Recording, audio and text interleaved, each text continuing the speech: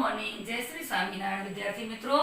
તો આજે આપણે ફરીથી हिंदी विषय भणवा तैयार થઈ જશું। तो बच्चों, हमने इससे पहले के वीडियो में क वर्ण का उच्चारण और क की लिखावट समझी और हमने सीखी।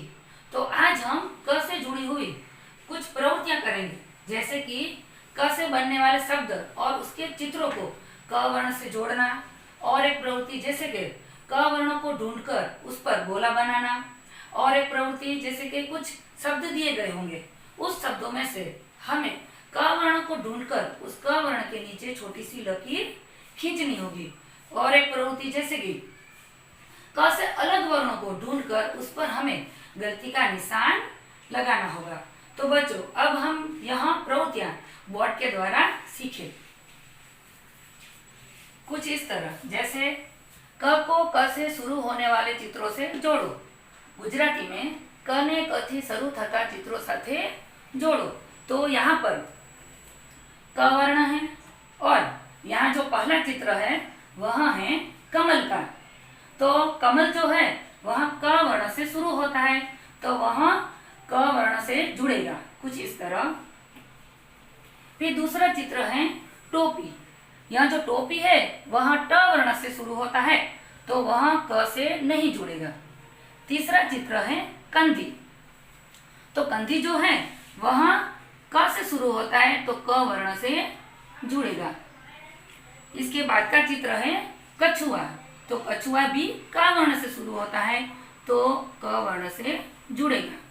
इसके बाद का चित्र बैट का। तो बैट जो है वह ब वर्ण से शुरू होती है, तो ये क वर्ण के साथ नहीं जुड़ेगी। इसके बाद गेंद। तो गेंद जो है वह ग से शुरू होती है, तो ये क वर्ण से नहीं जुड़ेगा।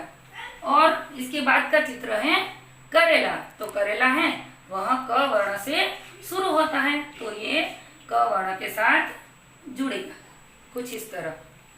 इसके बाद हम एक और प्रवृत्ति देखें।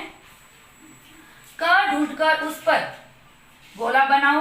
गुजराती में क शोधी तेना ऊपर वर्तुळ बनाओ। तो हमें यहाँ पर क को ढूंढना है और उस पर गोला बनाना है।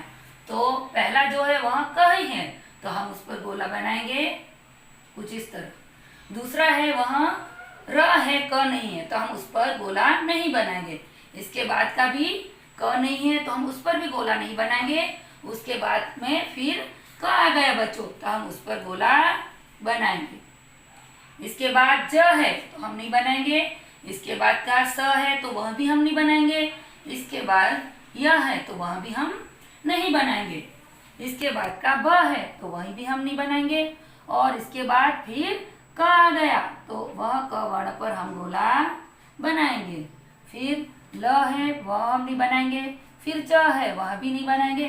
फिर हमारा क आ गया, तो उस पर हम गोला बनाएंगे। फिर ख है तो हमें नहीं बनाना है। स है उसमें भी हमें नहीं बनाना है। तो बच्चों, हमने यह सीखा। अब हम एक और प्रवृत्ति देखेंगे कुछ इस तरह। क के नीचे रेखा खींचो। गुजराती में क नीचे लीटी दोरो।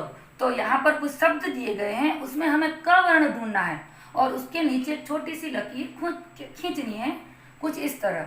जैसे यहाँ पर नाक, तो यहाँ पर हमारा क वर्ण यहाँ दिखाई दे रहा है, तो वहाँ हमें एक छोटी सी लकीर खींचनी है।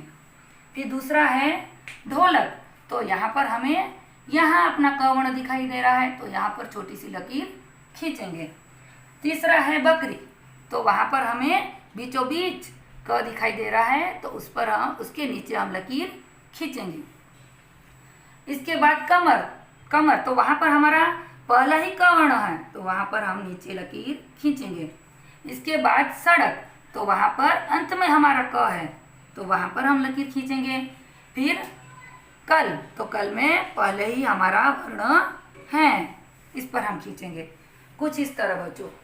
और इसके बाद की प्रवृत्ति है क से अलग वर्ण पर गलत करो, यानी गलती का निशान करो। गुजराती में क थी जुदा अक्षर ऊपर चौकड़ी करो।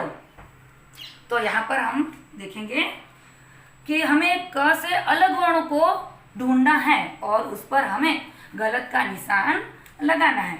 तो अब हम ढूंढे, यहाँ तो क है तो उसे हमें कुछ नहीं करना है। यहाँ पर र आ गया तो उस पर हम करेंगे गलत। यहाँ क है तो उस पर हमें कुछ नहीं करना है। यहाँ पर व तो उस पर गलत। ये क है तो उस पर कुछ भी नहीं। ये ब तो उस पर गलत। ये क है तो उसे ऐसे ही रहने देना है। ये त है तो उस पर गलत। ये क है तो इसे ऐसे ही रहना है। ये च तो उस पर गलत। ये ख उस पर भी गलत। ये हमारा क उसको हमें ऐसे ही रहने देना है। ये भ उस पर गलत और ये ल उस पर भी गलत। तो बच्चों, हमने यहाँ प्रवृत्तियाँ देखी और समझी और सीखी। तो कुछ ऐसी ही प्रवृत्तियाँ मैं आपको होमवर्क में दूंगी, जिसके उत्तर आपको मुझे लिखकर दिखाने होंगे। और यहाँ प्रवृत्ति करते वक्त, यहाँ प्रवृत्ति के उत्तर देते वक्त आपको बहुत मज़ा आएगा। तो बच्चों, धन्यवाद।